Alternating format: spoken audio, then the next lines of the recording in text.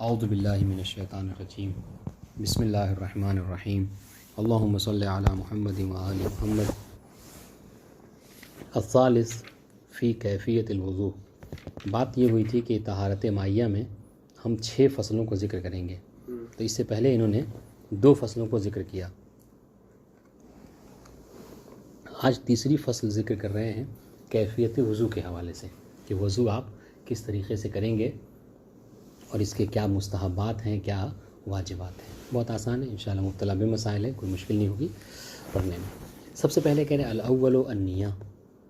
سب سے پہلے جو چیز ہے وضو میں آپ کو کرنا ہے وہ ہے نیت. وہ ہے نیت کسے کہتے ہیں، تعریف کیا ہے نیت کی، تو بتا رہے نیہ ہے ارادۃ تفاعل بالقلب. ٹھیک ہے، یہ کہ ارادہ ہے. ٹھیک ہے، نیت کا تعلق جو ہے انسان کے ارادے سے ہوتا ہے، اور یہ ایک ایسا کام ہے کہ جو قلبی کام ہے. اسی لیے کہا جاتا ہے کہ نیت کا زبان پہ لانا ضروری نہیں ہے کہ وضو میں کرتا ہوں قربتاً اللہ، یہ زبان پہ کہنا ضروری نہیں ہے. بس انسان جو کیا ہے قلباً ارادہ کر لے، یہی کافی ہوتا ہے. اور انشاءاللہ وہ کیفیتها، اور اس کی نیت کی کیفیت کیا ہے کہ ان ینوی الوجوب او الندب، کہ انسان جب وضو کرے تو وجوب اور ندب کی نیت کرے، کہ مثلا وضو کرتا ہوں واجب قربتاً اللہ، یا وضو کرتا ہوں مستحب قربتاً اللہ. ٹھیک ہے، والقربہ، اور خاص اور ایک اہم چیز جو ہے وہ اس میں یہ ہے کہ اس کو ہے قربت کا خیال رکھنا ضروری ہے، یعنی قربتاً اللہ کہنا یہ ضروری ہے. یہ بلکہ بنیادی چیز ہے، اگر یہ نہیں تو وہ نیت جو ہے کیا ہے، صحیح نہیں ہے. وَهَلْ يَجِبُ نِيَّةُ رَفْعِ الْحَدَثِ.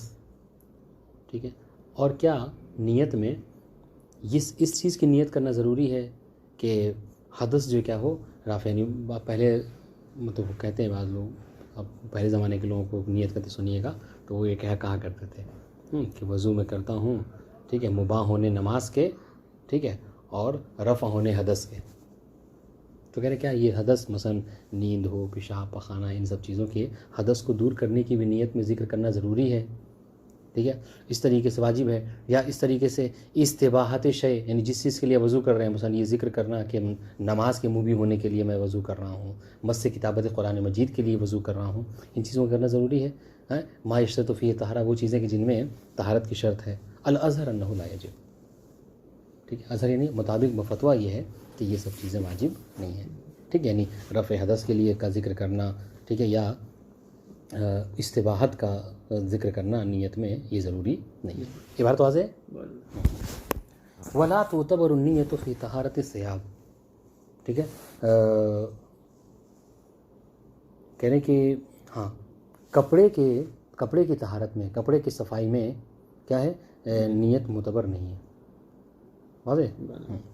ولا غیر ذالک مما یقصد به رفع الخبث. اور کہہ رہے کپڑا نہیں، کپڑے کے علاوہ جو بھی خبث کو دور کرنے میں انسان کو نیت کی ضرورت نہیں ہوتی ہے. چونکہ حدث اور خبث میں ہی فرق تھا کہ حدث کے میں نیت کی شرط ہوتی ہے، خبث میں نیت کی شرط نہیں ہوتی. اگر کسی کے ہاتھ پہ پیشاب ہے، پخانہ ہے، خون لگا ہوا ہے تو اس کو دھونا چاہ رہا ہے، کپڑا گندا ہے دھونا چاہ رہا ہے واشنگ مشین میں ڈال کے اپنے ہاتھ سے، تو کیا نیت کرے گا؟ کہہ رہے نیت کی ضرورت نہیں ہے. واضح.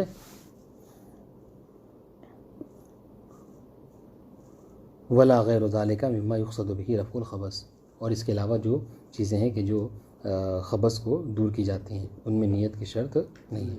ولو ضم الی نیت التقرب ارادۃ التبرد.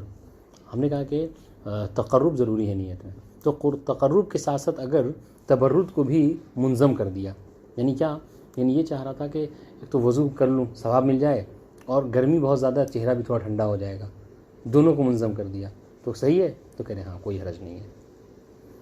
کانت طہارت مجزیہ اور غیر ذالک. اس کے علاوہ اور کوئی مقصد تھا، نیند آ رہی تھی مثلا، چاہ رہا تھا کہ اب نیند کیسے بھاگے، چلو وضو کر لیتا ہوں، باوضو بھی رہوں گا، اور جو نیند آ رہی وہ بھی ختم ہو جائے گی، تو اس سے کوئی حرج نہیں ہے، وضو کافی ہوگا. کانت طہارت ہو مجزیہ. یہاں طہارت خطاب کرے وضو کو، چونکہ وضو کیا کہا تھا، طہارت کو وضو او الغسل کہا تھا، طہارت مائیہ، تو یہ مجزی ہے، یعنی اس سے آپ نماز وغیرہ پڑھ سکتے ہیں. وقت النیہ. نیت کا وقت کیا ہے؟ فرما رہے ہیں عند غسل الکفین، جب دونوں کف کو، دونوں ہتھیلیوں کو، ہے نا، یعنی کیا کہتے ہیں اس کو، دونوں کلائیوں کو کلائی سے ہے نا دھویا جاتا ہے، وہ انسان، اور یہی ابتدا ہے، دونوں کلائی کو پہلے انسان دھوتا ہے، تو اس وقت جو کیا ہے اس کا وقت ہے کہ انسان چاہے تو اس وقت نیت کر سکتا ہے، کس کے لیے؟ وضو کے لیے. اچھا، وَتَتَزَيَّقُ عِنْدَ غَسْلِ الْوَجْهِ، تو یہ تو ابتدا تھی اس کی کہ اس وقت کر سکتا ہے وضو نیت. لیکن اگر اس وقت نہیں کیا تو یہی جو وقت ہے یہ مزیق ہو جاتا ہے. کب؟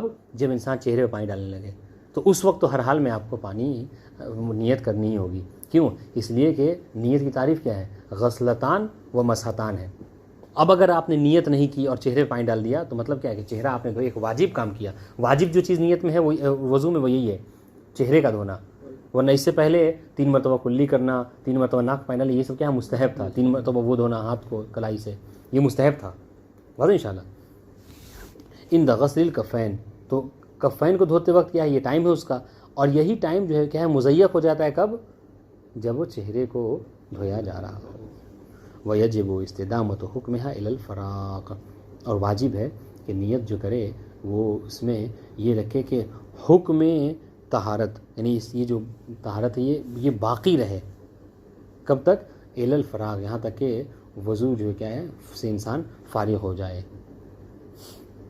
یعنی کیا مطلب؟ یعنی یہ کہ جو مطلب طہارت کی نیت کر رہا ہے، قربت کی جو نیت کر رہا ہے، وہ اپنی نیت پر باقی بھی رہے. یہ نہیں کہ مثلا بس یعنی چہرے ہی دھونے کے لیے خالی نیت کرے اور مطلب ہاتھ دھونے کے وقت وہ بلا نیت ہو، نہیں، بلکہ اس نیت کا مستدام ہونا ضروری ہے. واضح عبارت؟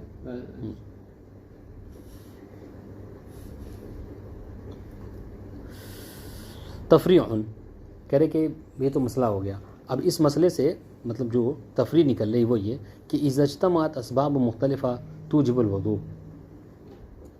ہم کہہ رہے کہ اگر متعدد اسباب جو کل ہم نے پڑھا تھا موجبات ستہ جو ہیں کس کے؟ وضو کے. کہہ رہے اگر متعدد اسباب جو کیا ہیں جمع ہو جائیں وضو کے، ٹھیک ہے. وضو کیسے واجب ہوتا ہے؟ کل ہم نے پڑھا تھا کہ خروج بول، خروج غائط ہے نا، خروج ریح، ہاں، ان سب سے وضو ہوتا ہے.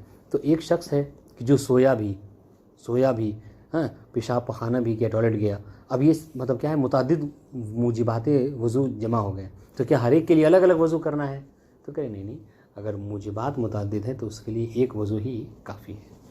واضح شاید دیکھیں، اذا اجتمعت اسباب مختلفہ، جب مختلف اسباب جمع ہو جائیں کہ توجب الوضو، کہ جو وضو کا موجب بنتے ہیں، سبب بنتے ہیں. کفا وضوء واحد بنیت التقرب، تو ایک تقرب کی نیت سے ایک وضو کر لینا ہی کیا ہے؟ کافی ہوگا. ولا يفتقر الى تعین الحدث الذي يطهر منه، ہاں یہ بھی ایک بات بہت ضروری ہے.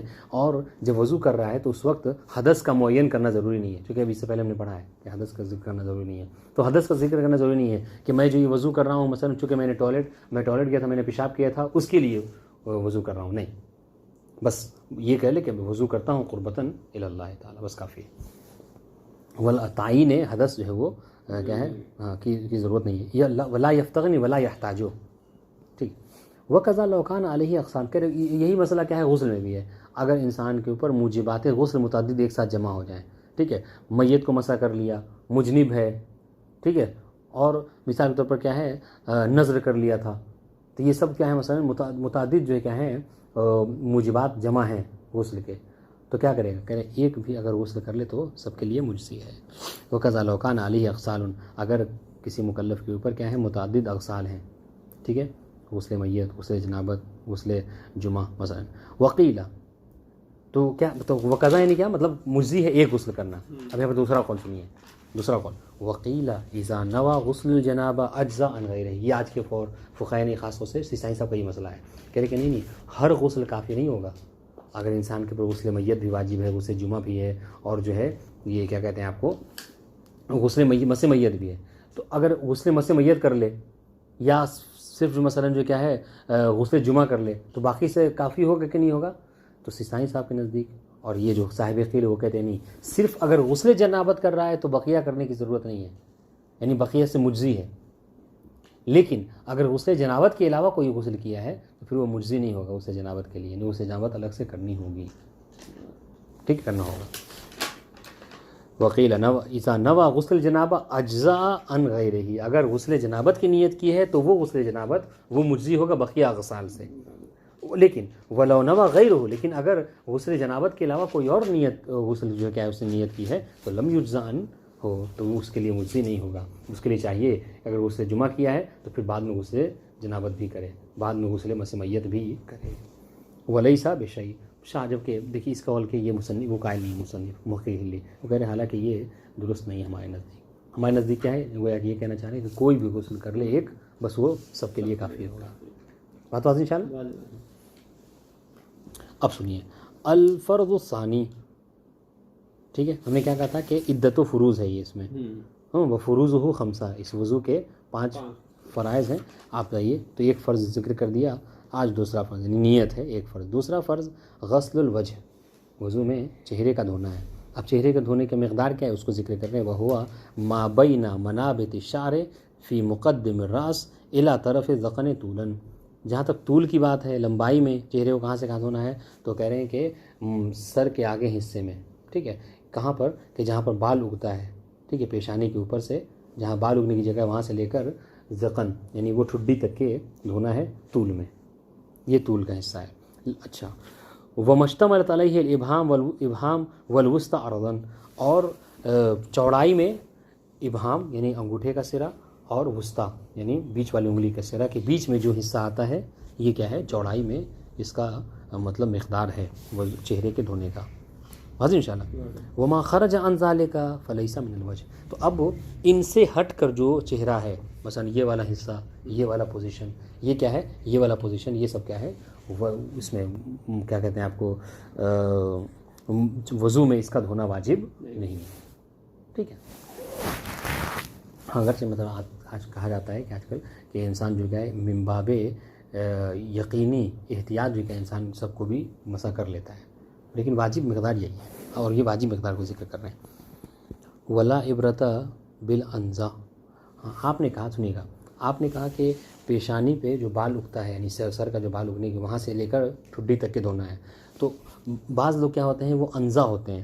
انزا کسے کہتے ہیں, انزا کہتے ہیں اس شخص کو کہ جو جس کا بال نہیں ہوتا ہے, ٹکلے ہوتے ہیں وہ. آج یہاں پہ تو بہت زیادہ ہے نا کہ بال ہی نہیں ہوتا, تو اب ان اگر آپ یہ کہ تو بال تو وہ تو یہاں سے بال اگتا ہے ان کا, تو وہ کہ وہاں سے دھوئیں گے, تو کہہ رہے ہیں کہ نہیں اس کا کوئی اعتبار نہیں ہے. یعنی کیا مطلب, یعنی یہ کہ ایسے لوگ وہ اپنے آپ کو وہ نہیں معیار نہیں قرار دیں گے, بلکہ معیار کس کو قرار دیں گے, عرف میں. عرف میں دیکھیں گے کہ کہاں سے عام طور سے لوگ دھوتے ہیں, تو بس وہاں سے دھونا شروع کر دیں گے. تو یہ انزا کہتے ہیں اسے کہ جو جس کے پاس بال نہیں ہوتا. ٹھیک ہے, اور ولا عبرتا بالاغم, اس طریقے سے جو اغم ہے اس کے بھی کیا ہے اعتبار نہیں ہے. یعنی کیا مطلب, وہ بھی دوسروں کو معیار قرار دے گا, اپنے آپ کو نہیں. اغم کہتے ہیں اس شخص کو کہ جو اس کے برعکس ہے, اس کے بال جو کیا ہے پیشانی تک کے آ جاتا ہے. بعض لوگ کہتے ہیں کہ یہاں تک کے بال اگے ہوتے ہیں, تب یہ یہاں سے دھوئیں گے, تو کہہ رہے نہیں, آپ دیکھیں کہ عرف میں عام طور سے لوگ کہاں سے دھوتے ہیں. واضح انشاءاللہ. اچھا, اس طریقے سے ولا یعنی ولا عبرتا گویا, ولا عبرتا بمن تجاوزت اصابعہ الازارہ. اس طریقے سے معتبر نہیں ہے وہ شخص کے جس کی انگلیاں زیادہ ہو جائیں الازارہ, ازار کے حوالے سے. ازار کہتے ہیں اس میں کیا کہتے ہیں, آنکھ اور کان کے درمیان میں جو ابھری ہوئی ہڈی ہوتی ہے, تو مطلب اس کے اب اس کو وہ ہو گیا, تو پھر ادھر کی جگہ پتہ نہیں وہ اس کو دھونا ہے کہ نہیں دھونا ہے. تو اس کے بارے میں کہہ رہے ہیں کہ نہیں, یہاں پر بھی دیکھیں گے کہ ہم اس کو معیار نہیں قرار دے رہے. اب یہاں یہ اٹھ گیا نا, تو اب یہ ہاتھ اگر انگلی رکھے گا تو مطلب انگلی تو یہاں پہ آ گئی, اب یہ بعد والا حصہ, تو اس کو دھونا ہے کہ نہیں دھونا ہے. دیکھیں کہ عام طور سے لوگ جب دھوتے ہیں تو اس جگہ پہنچاتے ہیں پانی کو یا نہیں پہنچاتے ہیں. اگر پہنچاتے تو گرچہ ابھرا ہوا ہے لیکن وہاں پر اس کو پانی پہنچانا ہوگا. یعنی کہنے کا مطلب کیا ہے کہ اگر کوئی فالٹ ہے انسان میں, کوئی ایب نارمل ہے, تو وہ جو نارمل لوگ ہیں ان لوگوں کو دیکھے گا اور اس طریقے سے دھوئے گا. ٹھیک ہے, او قصرت عنہ, یا پھر یہ کہ نہیں کسی کی ایک دم کمی ہے. دیکھیں نا, یہاں جیسے آنکھ اور کان کے درمیان میں کوئی جگہ ہی باقی نہیں رہتی ہے. واضح انشاءاللہ. تو وہ کیا کرے, مطلب تو آپ دیکھ عام طور سے نارمل لوگوں کی 5 انگلی کا فاصلہ ہے, ٹھیک ہے, اس کے جو کہ مثلا 3 ہی انگلی کا ہے, تو وہ کیا کرے گا, بڑھا کے کان کو دھوئے گا. یہ سب جو کیا کرے, اس کو کرے وہ اپن جو ایب نارمل ہے وہ اپنے آپ کو معیار قرار نہیں دے گا, وہ اس کو معیار قرار دے گا. بلکہ دیکھیے حکم دے رہے ہیں ان لوگوں کا. حکم کیا ان لوگوں کا, کرے بل یرجع کل منہم الی مستوی الخلقہ, ان میں سے ہر ایک کو جو انزا ہے, جو اغم ہے, نہیں جو فولٹ ہے جس کے میں, وہ کیا کرے گا, وہ مستوی الخلقہ کو دیکھے گا کہ نارمل انسان جو صحیح و سالم ہے وہ کتنا دھوتا ہے, کتنے مقدار دھوتا ہے، مثلا پیشانی کتنے انگلی وہ پانی شروع کرتا ہے دھونا پیشانی کے اوپر سے، ہے نا، کان کے بغل میں کتنے، آنکھ کے بغل میں کتنے اسے دھوتا ہے چوڑائی میں، تو جتنا وہ لوگ دھوتے ہیں اتنا ہی وہ بھی دھوئے گا، واضح ان شاء اللہ. فیغسل ما یغسلہ، تو جو مستول خلقہ لوگ دھوتے ہیں وہی یہ بھی افراد دھوئیں گے، واضح. وَيَجِبُ أَن يَغْسِلَ مِنْ أَعْلَى الْوَجْهِ إِلَى الذِّقْنِ، ہاں ہم نے کہا کہ لمبائی میں بال کے اگنے کی جگہ سے لے کر ٹھڈی تک کے دھونا ہے، ٹھیک ہے. تو یہ دھونا کیا ہے، مثلا اوپر سے نیچے کی طرف ہے یا نیچے سے اوپر کی طرف بھی کافی ہوگا؟ تو کہہ رہے کہ نہیں، واجب یہ ہے کہ اوپر سے نیچے کی طرف دھونا ہے، ٹھیک ہے. من اعلی الوجه الى الذقن، ٹھیک ہے. ولو غسل منکوسا، لیکن اگر کوئی برعکس دھو رہا ہے، کیا مطلب، یعنی پانی ڈال کے یہاں سے نیچے سے اوپر کی طرف کھینچ رہا ہے، تو کہہ رہے ہیں لم یجزا علی الازہر. تو جو فتاوائے اصحاب ہیں شیعوں کے علماء کے، اس میں یہ بات ظاہر ہے کہ یہ کافی نہیں ہے، یعنی یہ وضو درست نہیں ہے. ولا یجب غسل مسترسل من اللحیہ، اس طریقے سے آپ نے دیکھا ہوگا کہ بعض لوگ جو ہیں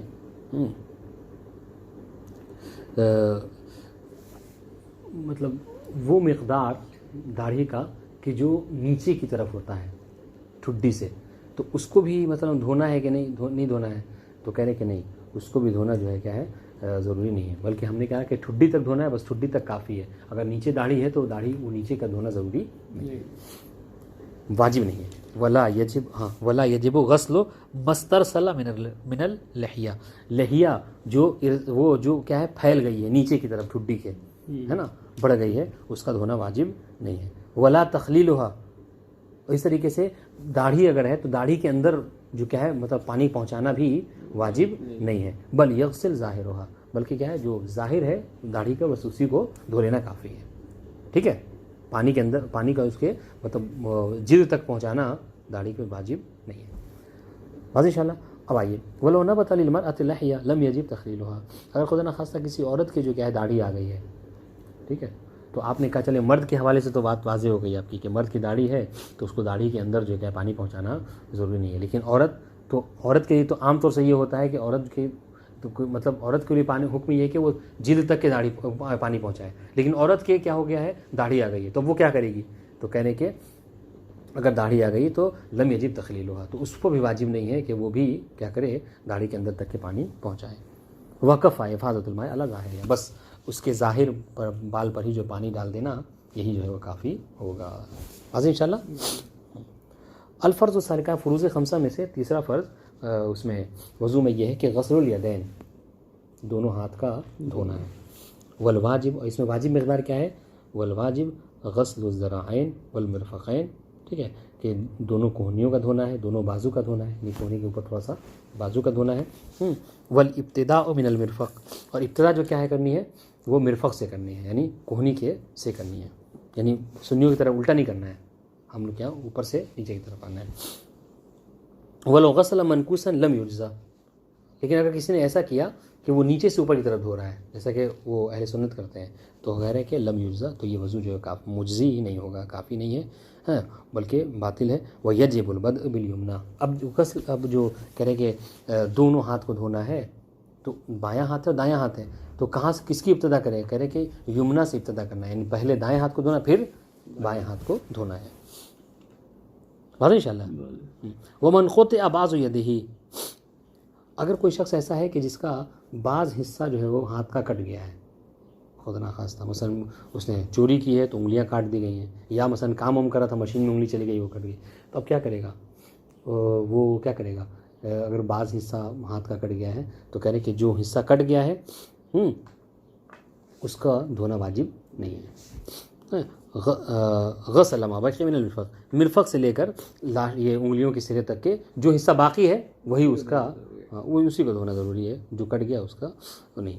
فإن قطعت من المرفق سقط فرض غسلها، ہاں اب کہہ رہے کہ نہیں، اگر خدا نخواستہ کسی کا ایسا ہے کہ مطلب پورا یعنی پوری کوہنی سے ہاتھ ہی کٹ گیا ہے ایک دم، ہے نا، عام طور سے آج کل بیماری وغیرہ ہو چلی ہے سب سے، تو ہاتھ ہی کاٹ دیا گیا، اب ایک ہاتھ ہی نہیں ہے اس کا، تو کیا کریں گے، تو جو ہاتھ ہے بس وہی فرض ہے کہ اسی کو کیا کرے گا، وہ اس پر عمل کرے گا، اور یہ مطلوب نہیں ہے، ساقط ہے اس کا دھونا، ٹھیک ہے.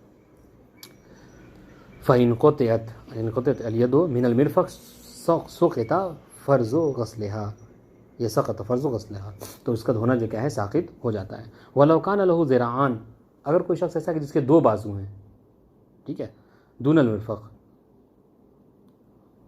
او اصابع زائدہ، یا پھر کیا ہے کہ اس کی انگلیاں زیادہ ہیں، یہ عام طور سے ہوتا ہے 5 نہیں 6 انگلیاں ہیں، اور لحم النابت، یا پھر مثلا اس کوہنی سے لے کر انگلیوں کے سرے تک کے کچھ الگ زیادہ جو کیا ہے گوشت ہو گیا ہے، مثلا یہاں سے کہیں سے گوشت نکلا ہوا ہے، کہیں یہاں سے گوشت نکلا ہوا ہے، تو ان لوگوں کو کیا کرنا ہے، ان لوگوں کو وہ تو اس کو دھونا فرض ہے وضو میں، تو کہہ رہے ہیں کہ وجب غسل الجمیع، سب کا دھونا جو کیا ہے واجب ہوگا۔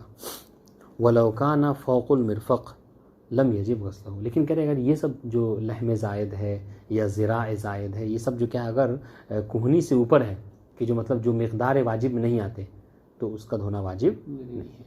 ولو کان لہ ید زائدہ وجب غسلھا، ہاں کریکٹ، لیکن اگر اصلاً کوئی شخص ایسا ہے کہ جس کے ایک اضافی ہاتھ ہیں، 3 ہاتھ ہیں اس کے، تو اس کا جو ہے سب کا دھونا واجب ہے۔ الفرض الرابع، فروض 5 میں سے 4تھا فرض، مسح الرأس، چہرے کا سر کا مسح کرنا، والواجب، اس میں واجب مقدار کیا ہے، ما یسمى به ماسحا، کہ انسان اتنا مسح کر لے کہ اگر عرف میں کوئی دیکھے تو کہے کہ ہاں اس نے وضو میں مسح کیا ہے، اس لیے کہتے ہیں وہ 1 انگلی بھی کافی ہوتی ہے۔ والمندوب، لیکن جہاں تک اس کی بات کہہ رہے ہیں آپ کہ مستحب کیا ہے، تو مستحب ہے مقدار و 3 اصابع ارزن، کہ چوڑائی میں 3 بند انگلیاں چوڑائی میں ہونی چاہیے، ٹھیک ہے، اور لمبائی میں شاید اس میں نہیں لیا ہے، لیکن لمبائی میں کہتے ہیں کہ 1 انگلی۔ وَيَخْتَصُّ الْمَسْحُ بِمُقَدَّمِ الرَّأْسِ، اور یہ جو مسح کرنا ہے چہرے کا، یہ سر کے اگلے حصے پہ، یہ جو اگلا حصہ کہا جاتا ہے اس پہ مسح کرنا ہے، ہاں۔ وَيَجِبُ أَن يَكُونَ بِنَدَاوَةِ الْوُضُوءِ، اور واجب ہے کہ یہ جو مسح ہو یہ وضو کرنے میں جو اپنے مطلب چہرہ دھویا ہے، ہاتھ دھویا ہے، اس کی طری سے، یعنی وضو ہی کی طری سے، نداوت کے طریق ہو، وضو ہی کی طری سے یہ مسح ہوگا۔ وَلَا يَجُوزُ اسْتِئْنَافُ مَاءٌ جَدِيدٌ لَهُ، ہاں مسح کے لیے الگ سے پانی لینا، نیا پانی لینا یہ صحیح نہیں ہے، جائز نہیں ہے، وضو باطل ہو جائے گا۔ وَلَوْ جُفَّ مَا عَلَى يَدَيْهِ، لیکن اگر مثلا ہوا بہت تیز ہے، گرم ہوا چل رہی ہے، اور انسان وضو کر رہا ہے کہ ہاتھ جو ہے سوکھ گیا، اب اتنی تری نہیں ہے ہاتھ میں کہ اس سے مسح کر سکے، چونکہ مسح میں آپ کو یہ بھی تو ہے نا کہ مسح کرے تو انسان کو احساس ہو کہ ہاں پانی یہاں پر لگا ہے۔ اگر دیکھ رہا ہے کہ ہاتھ میں پانی سوکھ گیا ہے تو کیا کرے گا، الگ سے پانی لے سکتا ہے؟ الگ سے نہیں لے سکتا، بلکہ کیا اپنے داڑھی میں سے لے لے گا، یا حاجب اس میں سے آنکھ کے اوپر جو بھوں ہے اس سے پانی لے لے، چونکہ عام طور سے یہاں پر پانی جمع ہوتا ہے۔ وَلَوْ جُفَّ عَلَى مَا يَدَيْهِ، اگر ہاتھ پہ جو پانی ہے وہ سوکھ گیا، وہ تری نہیں رہی، اخذ من لحیتہ، تو چاہیے کہ وہ اپنے داڑھی میں سے لے لے پانی تری کو، او اشفار عینیہ، یا اس پر آنکھ کے اوپر جو بھوں ہے اس میں سے پانی لے سکتا ہے۔ فَإِن لَمْ يَبْقَ نَدَاوَةٌ، کہہ رہے کہ اب یہاں پر بھی پانی نہیں ہے، یہاں پر بھی پانی نہیں بچا، تری نہیں بچی ہے، تو کیا کرے گا، کہہ رہے وضو باطل ہے، استأنف من جدید، اور انشاءاللہ نئے طریقے سے وضو کرے گا۔ والافضل مسح الرأس مقبلا ویکرہ مدبرا علی الاشباہ، کرے افضل یہ ہے کہ سر کا جو مسح کرے گا وہ کیا کرے گا، مقبل کرے گا، یعنی کیا، یعنی اوپر سے نیچے کی طرف کرے گا، ٹھیک ہے۔ مکروہ ہے مدبر کرنا، یعنی نیچے سے اوپر کی طرف، ٹھیک ہے۔ وَلَوْ غَسَلَ مَوْضِعُ الْمَسْحِ لَمْ يُجْزَى، ٹھیک ہے، اگر جو جگہ مسح کرنے کی ہے اس کو دھو لیا اس نے، ہم نے کہا کہ سر کا مسح کرنا ہے، اس نے کیا کیا، سر کو دھو لیا وضو میں، تو کیا ہے، یا پیر کا مسح کرنا ہے، پیر کو اس نے دھو لیا جیسے اہل سنت کرتے ہیں، تو کہنے ایسا وضو کافی نہیں ہے۔ وَيَجُوزُ الْمَسْحُ عَلَى الشَّعْرِ الْمُخْتَصِّ بِالْمُقَدَّمِ وَعَلَى الْبَشَرَةِ، ٹھیک ہے، اور کہہ رہے ہیں کہ مسح کرنا جائز ہے کس کے اوپر، چہرے، سر کا جو اگلا حصہ ہے، سر کے اگلے حصے پہ، سر کے اگلے حصے کے بال کے اوپر، اور وہ بال کہ جو مخصوص ہے سر کے آگے اگلے حصے میں، یعنی یہ جو بال ہے نا ہمارے، دیکھیے آگے حصے میں جو بال نکلے ہوئے ہیں یہ سر، یہ آگے کے مخصوص بال ہیں، ٹھیک ہے۔ وعلی البشرہ، اور اگر کسی کے بال نہیں ہے تو اس کا جو مطلب وہ چمڑا ہے، اس چمڑے کے اوپر مسح کر لے گا، ٹھیک ہے۔ فلو جمع علیہ شعر من، یہ مسئلہ ضروری ہے دیکھیے گا، لیکن اگر سر کے آگے والے حصے پر کہیں اور کا بال آ کر جمع ہو گیا ہے، جیسے آج کل مطلب فیشن چلا ہے یہاں کا بال اٹھا کر یہاں لا کے جمع کر دیا ہے، تو اس کے اوپر جو مسح نہیں کر سکتے. فلو جمع علیہ علی مقدم الراس، مقدم راس میں جمع کر لیا ہے، شعرا من غیرہ، ایسی جگہ کے بال کو کہ جو مقدم راس کے نہیں ہے، یہاں سے پیچھے کے بال اٹھا کے آگے کر لیا ہے، ومسح علیہ، اور اس پر مسح کر لیا بال کے اوپر، تو کہہ رہے ہیں اس مسح کو یہ مسح کافی نہیں ہے، لم یوزا، یہ مسح کافی نہیں ہوگا اور وضو باطل ہو جائے گا. واضح. وکذالک لو مسح علی الامام، اس طریقے سے وضو کافی نہیں ہوگا، وضو درست نہیں ہوگا. ٹھیک ہے. ہاں اگر کوئی امامے کے اوپر یا پھر امامے کے علاوہ کسی اور حاجز جو مانع چیزیں ہیں اس پر وضو کرتا ہے، ٹوپی پہنے اس پر وضو کر رہا ہے، مسح کر رہا ہے. مما یستر موضع المسح، وہ چیزیں کہ جو کیا کرتی ہیں ساتر بن جاتی ہیں، حاجب بن جاتی ہیں مسح میں. حاضر انشاءاللہ. فرض الخامس کہہ رہے ہیں مسح الرجلین، کیا ہے دونوں پیر کا مسح کرنا. ویجب، ان میں واجب اقدار کیا ہے کہ مسح القدمین من رؤوس الاصابع الی الکعبین، کہ انگلیوں کے سرے سے لے کر، یہ دیکھیں انگلیوں کے سرے سے لے کر کیا ہے کعبین تک. کعب کہتے ہیں ابھار کو، اس لیے کہتے ہیں کعبہ، خانہ کعبہ کو کعبہ کیوں کہتے ہیں؟ چونکہ وہ زمین جو کیا ہے ابھری ہوئی زمین ہے، یعنی سب سے بلند زمین کعبہ کی زمین. جس کو کہتے ہیں کیا ہے ابتدا، یعنی انگلیوں کے سرے سے لے کر کعب تک کے جو ہڈی اٹھی ہوئی وہاں تک کہ آپ کو مسح کرنا ہے. وہ ہما، اور یہ کعب کسے کہتے ہیں تب وہ کر رہے ہیں اس کی شرح کر رہے ہیں. وہ ہما قبتا القدمین، دونوں قدم کے ابھرے ہوئے جگہ کو کیا کہتے ہیں کعب کہتے ہیں. ویجوز منکوسن، ہاں مسح میں کیا ہے الٹا کر سکتا ہے، یعنی کعب سے لے کر انگلیوں کے سرے تک کوئی حرج نہیں. ولیس بین الرجلین ترتیب، اور ایک بات اور یاد رہے کہ دونوں پیروں کے درمیان میں ترتیب جو ہے کیا ہے ہاں نہیں ہے. یعنی کیا مطلب؟ یعنی ایک ساتھ اگر چاہے تو انسان دونوں کا مسح کر سکتا ہے. ٹھیک ہے. ہاں الٹا ہم نے شرح میں نہیں دیکھا ہے، الٹے کا حوالہ نہیں ملا، لیکن یہ کہ اگر کوئی ایک ساتھ کرنا چاہ رہا ہے تو کر سکتا ہے. تو یہ بھی ترتیب کے نہیں ہے، یہ بھی ترتیب کا ہو گیا خیال نہیں. وَإِذَا قُطِعَ بَعْضُ مَوْضِعِ الْمَسْحِ، اگر ہاں جیسا کہ وہاں اس میں دھونے میں تھا، اب یہاں مسح میں ہم نے کہا کہ آپ کو یعنی سر ہے یا پھر پیر کا مسح کرنا ہے، تو بعض اصلاً وہ موضع ہی کٹا ہوا ہے، یعنی کیا مطلب انگلی کٹی ہوئی ہے پیر کی، تو مسح علی ما بقی منہ، تو جو حصہ بچا ہوا ہے اس کو مسح اسی پر مسح کرنا ہے. وَلَوْ قُطِعَ مِنَ الْكَعْبِ، اگر اصلاً جو کیا یہاں سے پیر ہی کٹا ہوا ہے، ہاں سقط المسح علی القدم، تو اصلاً کعب تک کے پیر ہی نہیں ہے تو کیا کرے گا وہ اس قدم وہ مسح ہی جو کیا ہے ساقط ہے. ان شاء اللہ. ویجب المسح علی بشرۃ القدم، یاد رہے کہ جو مسح کرنا ہے پیر میں وہ چمڑے کے قدم کے چمڑے کے اوپر جو کیا ہے مسح کرنا ہے، کھال کے اوپر. ولا یجوز علی حائل، لیکن اگر کوئی حائل ہے، کوئی مانع ہے یعنی اس میں کھال اور پانی کے درمیان میں، تو اس پر مسح نہیں ہے. اور وہ حائل کیا؟ مثلا من خف، من بیانیہ، چاہے وہ خف ہے، خف کہتے ہیں وہ لیدر کا، ہم تو چمڑے کا ہوتا ہے، وہ ٹھنڈک میں پہنتے ہیں، اہل سنت بہت اس کے وہ ہیں اور اس کو وہ بھی سمجھتے ہیں، کافی بھی سمجھتے ہیں. خف ہے اور غیر ہی، یا اس کے علاوہ کوئی موزہ وغیرہ ہے آج کے دور میں، تو یہ کافی نہیں ہوگا. ہاں الا للتقیۃ او الضرورہ، مگر یہ کہ علی نحو التقیہ، ہم مثلا کوئی شیعہ ہے اور جو ہے وہ سنیوں کے درمیان میں ہے، اگر وہ خف کو اور خف کے اوپر وہ جو ہے وہ جائز سمجھتے ہیں، اگر خف کے اوپر وہ مسح نہیں کرے گا تو سب سمجھ جائیں کہ یہ شیعہ ہے اور اس کی جان کا خطرہ ہے، تو وہ کیا کر سکتا ہے؟ خف اور مسح کر سکتا ہے. علی نحو التقیہ. ابھی ضرورت ہے، پھر ضرورت ہے، مثلا کیا ہے یعنی وہ محتاج ہے، وہ یعنی کیا مطلب؟ یعنی علی نحو ضرورہ ہے، یعنی کیا؟ یعنی عذر ہے. وہ کیا؟ مثلا کہ بہت زیادہ ٹھنڈ ہے، خاص طور سے آپ لوگ کیا کارگل وغیرہ میں ٹھنڈ ہے، اگر اتارے گا موزہ تو ٹھنڈ لگ جائے گی اور طبیعت خراب ہو جائے گی، تو پھر اس میں اسی کے اوپر سے مسح کر سکتا ہے. لیکن اس میں یاد رہے وَإِذَا زَالَ السَّبَبُ عَادَ طَاہِرًا عَلَىٰ قَوْلٍ.